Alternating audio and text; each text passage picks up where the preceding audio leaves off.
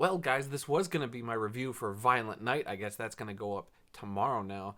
But it is time, I guess, for a new, well, I guess it's not a new tradition, but it's going to be the tradition on this YouTube channel where every December 1st I review a movie that my brother-in-law recommends. And this year we got another doozy. Oh boy, buckle up. Hey, before we get to the video, if you could hit that like, subscribe, and bell notification to be notified whenever I drop new videos, it'd be very much appreciated.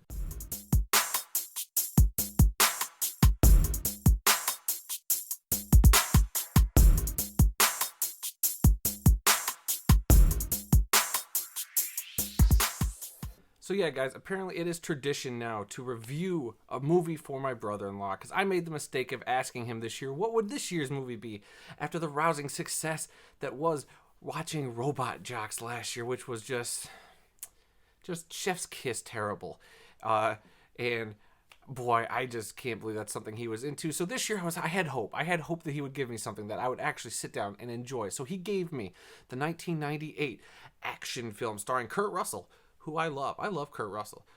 Called Soldier from 1998, directed by Paul W.S. Anderson, known for films such as the original Mortal Kombat film and the Resident Evil film series, and he's done a bunch of other stuff here and there. He's actually got quite a interesting filmography. But this film, I'm not gonna lie, is also a piece of shit.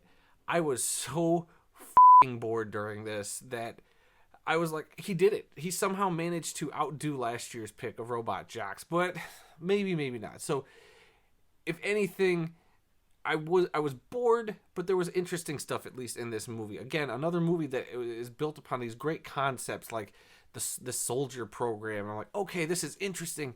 And of course, you got your typical like, oh, they're breeding these kids from birth up to be these, mindless soldiers, and then all of a sudden we're in outer fucking space, and I'm like, how?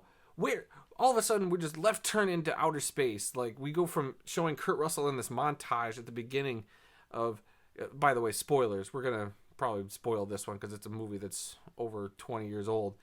So, you see this montage of all these wars they're in, and then all of a sudden they're in fucking spacesuits on a goddamn moon, and I'm just like befuddled at first. I'm like, oh my god, we might actually be in for something that's cheesy fun, and I can at least kind of rip apart, but also say I had a great time during. But no, this movie is boring as shit. All the interesting stuff in it is wasted, and it's stuff we've seen done before, way better in other films. I feel like I said that about Robot Jocks last year. You can go back and watch that and let me know.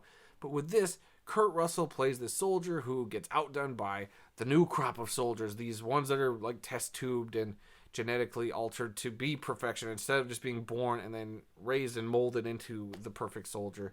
So these new soldiers kind of make them obsolete. So what they end up doing is, after they have Kurt Russell and a couple other soldiers fight the new guy, they're like, oh, well, we better dump the bodies because we can't have evidence that this incident happened because whatever, we're a shady government. That's, what they do. So they put Kurt Russell into instead of just like burning the body there on their base, wherever the heck that is, they send him to outer space and dump his body off on a junk planet. Okay, because that's something you needed to do. Wow, that's a lot of work just to get rid of a body. Like, at that time, like, I'm sure they could have vaporized it or something. They had the technology to breed humans. You have the technology to probably put him in an incinerator. Just saying. So he ends up on this planet, and you meet a bunch of other people who are on this junk planet that have colonized it, and they're nice, they're friendly, and they kind of bring in Kurt Russell, who literally has like 8 lines of dialogue in this whole movie. I couldn't believe it. I was like, you got Kurt Russell to not speak for this entire movie? Like, that's just insane to me. What a waste of his talent. But, I mean, he gets brought into this society, and it's him, like, trying to integrate. So it's like this movie, I don't know what this movie was trying to get at. Like, is the main thing here, like, you can come from this hard lifestyle, but then you can integrate into a nice, cleaner lifestyle, which in the end, you watch the end of the movie, it's like, nope, he's still all about killing, and that's how this movie's gonna end. This was just something else. Like, I mean, I'm not gonna lie, I think the action in this is actually pretty decent, and for 1998, even some of the special effects were kind of surprising to me. Some of them not great, some of it actually pretty interesting, and it still kind of had that film on it that you were like, yeah, I'm watching a 90s movie, and So whatever. I mean, it does actually have a great cast. You got your Kurt Russell as Todd. That's right, his name is Todd 3465.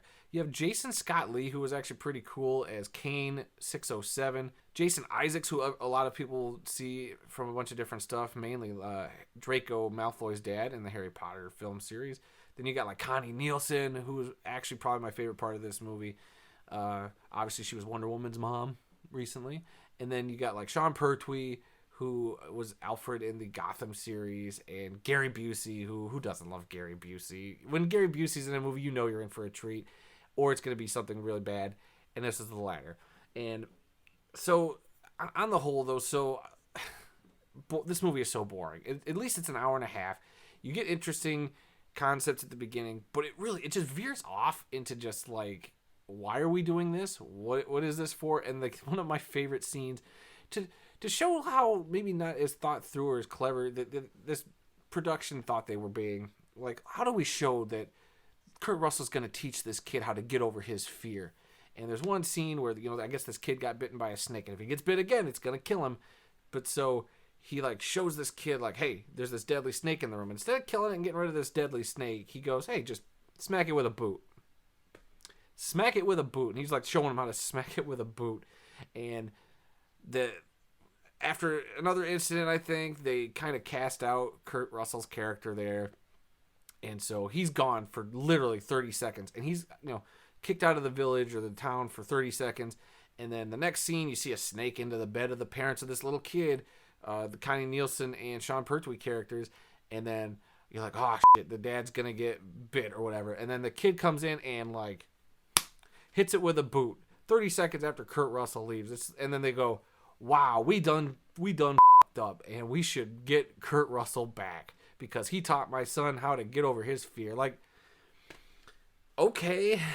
Like, it was just so, like, I had to laugh. I was like, really? This is what we decided to do, to say we need to bring Kurt Russell back because he taught my son how to kill a snake with a boot.